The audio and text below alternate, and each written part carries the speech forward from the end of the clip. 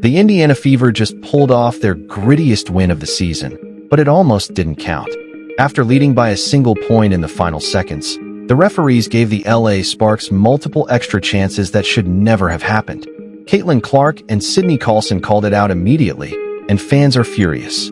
So, why was this game so controversial, and how did the Fever overcome everything stacked against them to keep their playoff dreams alive? Let's break down the chaos in LA and why this one might change the season's trajectory. What do you think of the WNBA refs? Let us know down in the comments below. Let's go. One common theme in the WNBA is how poorly officiated these games can be. The lack of competence from the people wearing the striped suits. Every time I watch a WNBA game, a thought crosses my mind when it comes to the officials.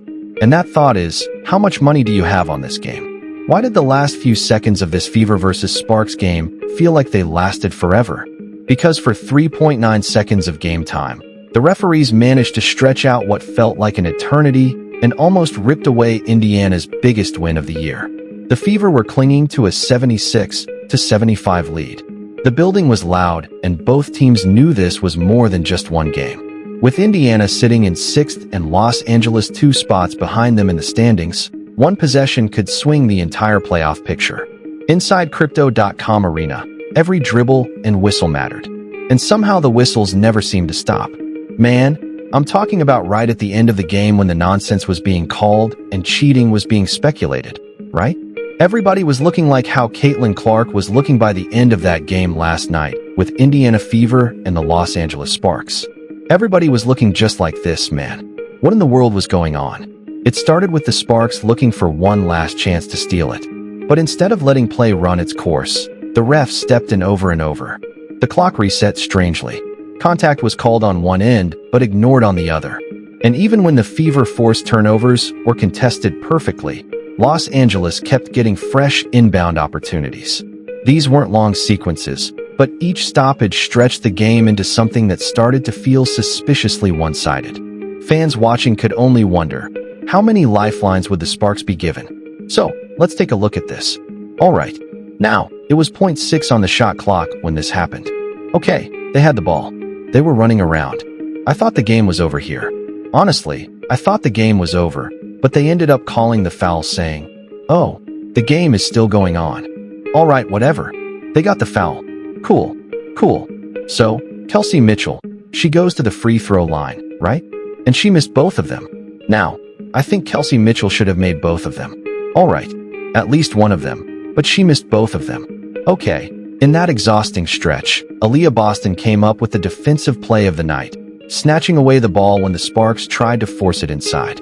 The Fever hurried down the floor, and Kelsey Mitchell earned a trip to the line. With only 0.4 seconds left, her first free throw rattled out. That should have sealed it. But instead of letting the final tick expire, the officials granted Los Angeles yet another inbound with 0.1 seconds still showing. That call alone set off alarms for Fever fans online. How can any team realistically run a play with less than a blink on the clock? But man, there is no way. Right at the end of the game, you should be on top of it. You telling me you're not paying attention to when some hands touch that ball? Come on, man. And then to reward them with the timeout. Like, fam, that's crazy work. Look at Kaylin Clyde like, what? What is going on here? She's like, no. It looked Kayla ready to run the floor, fam. She's like, no, what is this, man? What is this nonsense? This wasn't just paranoia, either, because the league has had other questionable endings this season. Strange timing decisions, soft fouls in crunch time, and replay monitor chaos have frustrated fan bases across the WNBA. Indiana felt like the latest victim in a pattern that suggests either incompetence from officials or something worse. Social media lit up instantly with clips of the 0.1 inbound spreading across timelines and posts accusing the league of embarrassing itself yet again. Then they put 0.1 on the shot. 0.1 on the shot clock, fam. What are we doing? What are we doing, man? I mean, this is nonsense. How do you even have time to do anything? How do you even have time? But the Fever refused to be undone. Despite repeated chances for Los Angeles, the Sparks couldn't capitalize, and Boston made sure of it by standing strong at the rim. The ball bounced away harmlessly, and the buzzer finally sounded for real. It was a test of patience, Almost a trial to see how much nonsense Indiana could endure before finally being rewarded.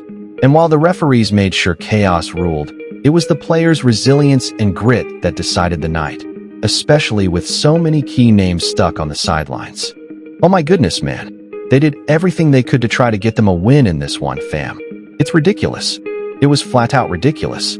How does a team, missing its biggest star and 3 other regular rotation players, still find a way to win a game that shifts the playoff race? That's exactly what Indiana pulled off against the Sparks. Caitlin Clark sat again, still not cleared to return. Sophie Cunningham was unavailable, which wiped out one of their most reliable scoring options. Sydney Carlson and Ari McDonald were sidelined, too. Both guards who bring energy and ball-handling depth. And then there was Lexi Hull stepping onto the floor, sporting not one but 2 blackened eyes from a head-on collision in the previous game. Looking at the lineup sheet before tip-off, most figured Indiana didn't have enough firepower left. Steph mentioned, whenever she sees you with the 2 black eyes, she smiles in a way because it just exemplifies your toughness. Just do you feel tough in these kinds of situations with these 2 black eyes? I mean, that's what people keep telling me. Every time she sees me, she smiles and then she says, "I'm so sorry." I'm like, you don't need to be sorry. This is what it is. And when I'm playing like I forget about it, and then I go and look in the mirror, I'm like, oh, they're still there. So yeah, I don't really think too much about it because I don't necessarily feel them all the time. Yeah, and you're still able to see completely fine. Nothing's changed. All right, perfect. I think the easy assumption was that Los Angeles finally had a chance to bury Indiana's playoff hopes. Missing Clark's shooting and Cunningham's spacing left the Fever shorthanded offensively, while Carlson and McDonald usually shield Mitchell from carrying the entire point guard load. Without them, it was supposed to be a mismatch. But sometimes basketball doesn't follow the script, and one veteran in particular decided to write her own story at the Sparks' expense. Sims left open for 3. She got it. Oh, offensive rebound. Sims the runner. Here's Howard.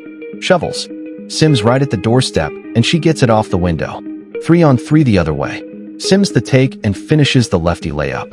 Odyssey Sims. Odyssey Sims has been everywhere in her career, including wearing a Sparks jersey back in her younger years. On this night, though, she was a nightmare for them. She racked up 21 points, constantly finding lanes to the rim, and when the Fever needed composure late, Sims delivered the last 5 points herself. That closing stretch put the dagger in LA and gave Indiana the margin they needed to outlast both the opponent and the referees. In a season full of questions, Sims reminded everyone what experience and poise look like under pressure. Sparks started the game on a 70 run. Here's Mitchell right back to Boston and unable to get that one, but follows on. Cameron Brink and Ray Barrell going to be checking in next time. There's a stoppage for LA. Here's Turner in traffic, and she gets it up off the window. Beautiful pass for Boston. 7 on the shot clock. Mitchell turning the corner. Jump stop in the lane. Loses the ball. Brink throws it right to Boston. Easy layup. Meanwhile, Aaliyah Boston once again looked like the franchise anchor she is. Her box score won't just tell you points and rebounds. It shows dominance on both sides. She controlled the paint defensively, forcing the Sparks into awkward looks and snatching boards even against double teams. Every time the Fever offense bogged down, Boston steadied them with strong post-play screens and second-chance possessions. Without her presence, that fourth-quarter chaos would likely have ended much differently. Sims, they kick it out. A hole of 3. Big bucket from Lexi Hull. And then there was Lexi Hull, playing heavy minutes while still swollen and bruised. She embodied the team's toughness. You could see it diving for loose balls, sprinting back on defense, and spacing the floor when shots weren't falling. Indiana needed bodies tonight, and Hall showed the next woman up mentality that has become their signature. Kelsey Mitchell may not have been flawless, especially in crunch time, but her constant scoring pressure forced LA to adjust defensively all night. Even when her shots weren't dropping, she demanded attention, opening up space for Sims and Boston. That willingness to shoulder responsibility defined the team's leadership in the absence of Clark. We have a deep team that a lot of players on our team could be playing, and they're not. And that's a tribute to our depth certainly, but also sometimes everybody wants to play, right? And I think the selfless nature of this group, just can't be overstated, And that's why we're able to be in positions like this that we're able to be in. Stephanie White pieced together rotations that leaned on defense and toughness. Indiana scrapped, defended, and forced every possession to matter. What we saw wasn't just survival. It was proof this group can thrive even shorthanded. And now with reinforcements coming, the idea of what happens when Clark rejoins this gritty core takes on a whole new energy.